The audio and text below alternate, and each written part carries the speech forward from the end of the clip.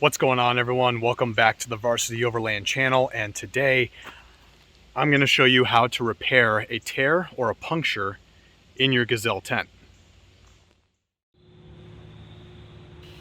Now, if you've been following my channel for a while, you might know that I have a Gazelle T4 Hub Tent that I use on occasion instead of my iCamper rooftop tent. And if you're interested in seeing any of my adventures or my review of the Gazelle tent, you can head on over to my YouTube channel, Varsity Overland. I have an entire playlist dedicated to the Gazelle T4 Hub Tent. And about 9 months ago, during a camping trip up to Massachusetts, I did puncture the rainfly of my Gazelle tent purely because of my own doing. I didn't break down another pop-up canopy that I had at camp during a night when I knew it was going to be windy. Just kind of had my fingers crossed, and unfortunately nature did not agree with me. So wind in the middle of the night picked up that canopy, rolled it over the top of my truck and over to my Gazelle tent, where the leg punctured the top of the rainfly. Now, since that camping trip, I have used the Gazelle tent a few times, even though the rainfly was punctured, and it hasn't caused an issue. Luckily, I haven't had any precipitation, but it's always been in the back of my mind, maybe the next time I take it out, that'll be the time that something terrible happens with the weather, and I regret not patching it sooner. So I reached out to Gazelle, and some representatives over there put me in contact with their supply brand, which is known as Artisan. They were able to make a few recommendations as to which patch kit I should get and how I should apply it to the tent. You will have to purchase an adhesive spray or some sort of tent fabric adhesive. What I'm going to use today is a 3M77 adhesive spray to put this together, and we'll see how it goes.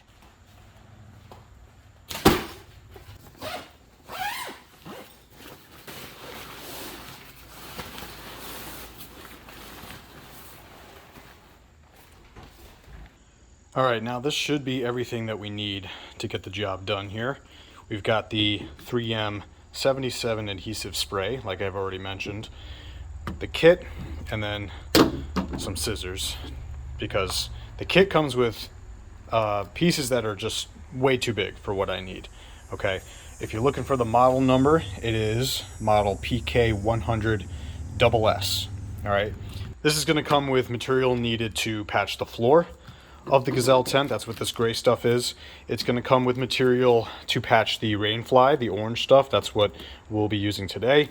And then buried between them, you can probably see a little bit, is the mesh or the netting ceiling that goes beneath the rainfly. So if you have the Gazelle tent, you know that the top of it is actually kind of like a wire screen. So if you tore that, then it comes with some of this. And let me just get all this stuff out so we can see what we're dealing with. So upon further inspection, it looks like we actually have 4 pieces of material. The one on the bottom is kind of like really thick. It's this rubberized material, so I'm guessing this is the flooring of the tent.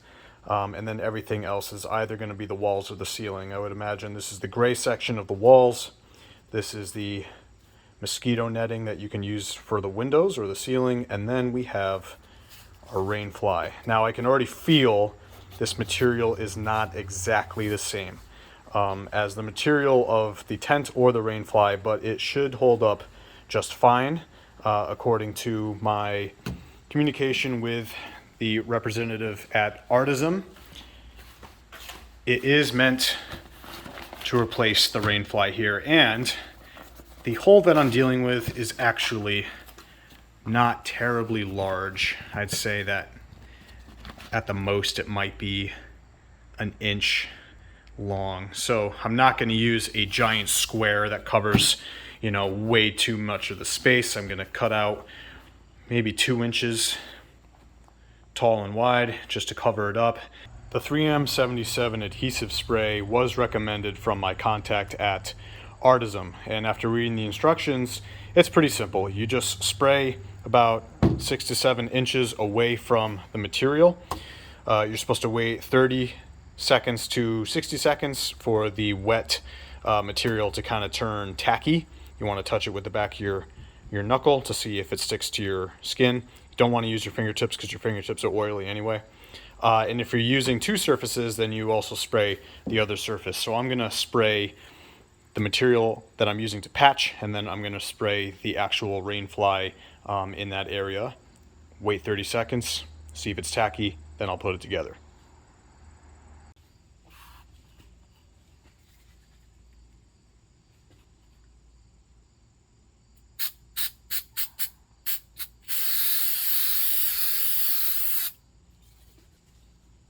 Got a couple light weights helping pull the fabric into its flat position. I don't necessarily want to pull the actual hole open, but I just needed a few things to kind of flatten it out. I'll do the same thing here.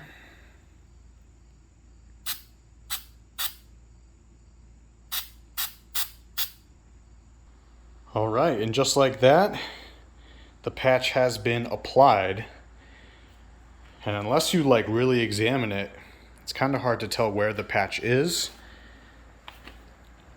Zooming in much closer, obviously, then you can see it. Something I'm gonna recommend is you gotta work quickly, because otherwise it loses all of its ability to bond to itself or bond to the fabric. And it will stick to your fingers very fast. So even just getting this patch over here from the tailgate without it getting like all stuck to my hands was a little bit more stressful than I expected, but it all worked out just fine. Once you lay it down, I mean, it sticks. It bonds like in an instant. So it was not exactly perfectly straight like I had imagined in my mind. I actually laid it down a little crooked and realized, well, now I just got to go with it, because it had already started to stick in the corner and I couldn't make any changes. If you try to tear this up, you're going to ruin the patch, and I was also worried that I was going to ruin the actual rain fly. So here we are. Next step is getting it on the tent.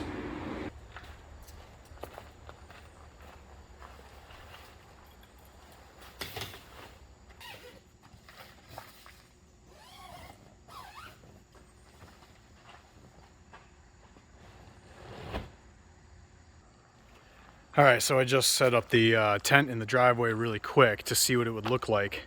At first glance, you can't really tell that there's any patch on top, but upon closer inspection,